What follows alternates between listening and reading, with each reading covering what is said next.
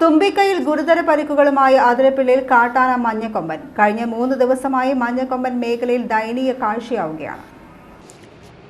അതിരപ്പള്ളിയിൽ 3 ദിവസമായി മഞ്ഞക്കൊമ്പൻ പരിക്കേറ്റ നിലയിൽ അലഞ്ഞുതിരിയുകയാണ്. മഞ്ഞക്കൊമ്പന്റെ തുമ്പിക്കൈക്ക് ഗുരുതരമായി പരിക്കേറ്റിട്ടുണ്ട്.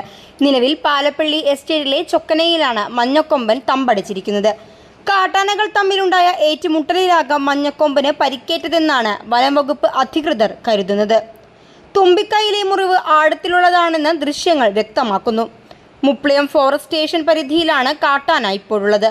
റാപ്പിഡ് റെസ്പോൺസ് സംഘം പരിക്കേറ്റ മഞ്ഞക്കൊമ്പനെ നിരീക്ഷിച്ചു വരികയാണ്. മയക്കുവെടി വെച്ച് ആനയെ ചികിത്സിക്കാനാണ് വനം വകുപ്പിന്റെ തീരുമാനം. ഇതിനായി വെറ്റിനറി ഡോക്ടർമാരുടെ പ്രത്യേക സംഘം ഉടൻ തന്നെ സ്ഥലത്തെത്തും.